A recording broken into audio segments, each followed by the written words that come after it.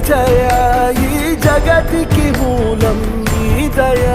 నీ దర్శనముంది వెలిగిన జ్యోతి మనసున చిన్మయ పరమాణువు రూపం విశ్వాకార